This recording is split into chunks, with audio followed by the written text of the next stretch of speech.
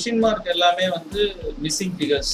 என்ன available data அப்படின்னா gold price 5 நாள் கோல்டு பிரைஸ் வந்து நமக்கு கொடுத்துருக்காங்க. ஃபர்ஸ்ட் டேயோட சேல்ஸ் எவ்வளவுன்னு தெரியும். இப்போ என்னன்னா இந்த லாட்ல இருந்தா சேல் ஆயிருக்கு. ஸோ இந்த லாட்ல எவ்வளவு கிராம்ஸ் இருக்குன்னு கண்டுபிடிச்சா நம்ம மற்ற நாள் சேல்ஸ் எல்லாம் கண்டுபிடிச்சிடலாம். டே 2ல இருந்து டே 5 வரைக்கும் சேல்ஸ் கண்டுபிடிக்கணும்னா இந்த லாட்ல எவ்வளவு கிராம்ஸ், ஒவ்வொரு லாட்லயும் எவ்வளவு கிராம்ஸ்ங்கிறது நம்ம கண்டுபிடிக்கணும். அது கண்டுபிடிச்சா இந்த சேல்ஸும் கண்டுபிடிச்சிடலாம். எப்படி கண்டுபிடிக்கலாம் அப்படின்னா ஃபர்ஸ்ட் டே சேல்ஸ் வந்து எப்படி அரைவ் பண்ணாங்கன்னா இந்த டே 1 பிரைஸையும் இந்த லாட்ல எவ்வளவு கிராமையும் மல்டிப்ளை பண்ணி தான் வந்து ஃபர்ஸ்ட் டே சேல்ஸ் அரைவ் பண்ணிருக்காங்க.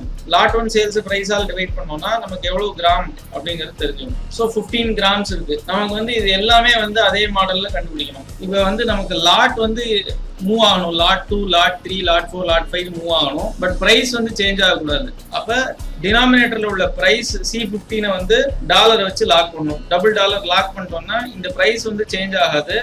ஏன்னா டே 1 ஃபுல்லா அதான் பிரைஸ் எந்த லாட்டா இருந்தாலும். ஆனா நமக்கு வந்து இந்த லாட் 1ல உள்ள சேல்ஸ் வந்து lot 2, lot 3, lot 4, lot 5 move ஆகணும். ஸோ அதை வந்து லாக் பண்ணாம D15 ஃப்ரீயா விட்டுட்டு C15 மாத்திரம் லாக் பண்றோம். ஸோ இதை வந்து ரைட்ல ட்ராக் பண்ணோம்னா மற்ற லாட்ல வந்து எவ்வளவு கிராம்ஸ் இருக்கு அப்படின்னு தெரிஞ்சிடும். இப்போ நமக்கு கிராம்ஸ் தெரிஞ்சதுனால நம்ம வந்து என்ன பண்ணலாம் அப்படின்னா டே 2ல இருந்து டே 5 சேல்ஸ் கண்டுபிடிக்கலாம். டே 2 பிரைஸ அந்த கிராம்ஸோட மல்டிப்ளை பண்ணா நமக்கு வந்து சேல்ஸ் கிடைச்சிடும். ஆனா எனக்கு வந்து இதுல பாத்தீங்கன்னா பிரைஸ் வந்து சேஞ்ச் ஆகக்கூடாது மறுபடியும். ஆனா அந்த கிராம்ஸ் வந்து சேஞ்ச் ஆகணும். பிரைஸ் சேஞ்ச் ஆகக்கூடாது, கிராம்ஸ் வந்து சேஞ்ச் ஆகணும். அப்ப நான் வந்து இந்த C16 வந்து லாக் பண்ணணும். பட் நான் ஒரே ஷார்ட்ல இது ஃபுல்லாவே வந்து அப்டேட் பண்ண முடியும். இந்த கால்குலேஷன்ல வந்து டாலர் ரெஃபரன்ஸ் எப்படி கொடுக்குறோங்கிறத வச்சுதான் இது ஃபுல்லா எப்படி அப்டேட் பண்றோங்கிறது இருக்கு. என்ன அப்படின்னா இந்த செல் ரெஃபரன்ஸ் இதை கொடுத்துட்டு இது வந்து கீழே மூவ் பண்ண அலோவ் பண்ணணும், ரைட்ல மூவ் பண்ண அலோவ் பண்ணக்கூடாது. இது கீழே மூவ் பண்றதுன்னா 16, 17, 18, 19 போகும்.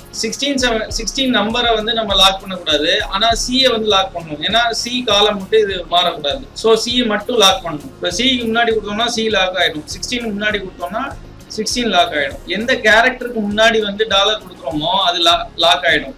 இதை மட்டும் லாக் பண்ணணும். ஏன்னா இது கீழே மூவ் பண்ண அலோவ் பண்ணணும். அடுத்தது மல்டிப்ளைட் பை 15. 15லயும் பாத்தீங்கன்னா எனக்கு வந்து என்னன்னா ரைட்ல மூவ் பண்ண அலோவ் பண்ணணும். ஆனா கீழே மூவ் பண்ணக்கூடாது. இந்த 13 வந்து லாக் பண்ணணும். 13க்கு முன்னாடி டாலர் வந்ததுன்னா 13 வந்து லாக் ஆயிடும். ஸோ நான் என்ன பண்ணிருக்கேன் அப்படின்னா இந்த காலத்தை இதுக்கு லாக் பண்ணிருக்கேன், ரோவை வந்து இந்த கிராம்ஸுக்கு லாக் பண்ணிருக்கேன். இது ரெண்டும் பண்ணிட்டேன்னா நான் கண்ட்ரோல் என்டர் அடிச்சேன்னா எல்லாத்தையும் கால்குலேஷன் வந்துடும் ஒரே டயத்துல. ஸோ இந்த செல் ரெஃபரன்சிங்கை கரெக்டாக புரிஞ்சுக்கணும். டாலர் ரெஃபரன்சிங் எப்படி ஒர்க் ஆகுது அப்படிங்கிறது.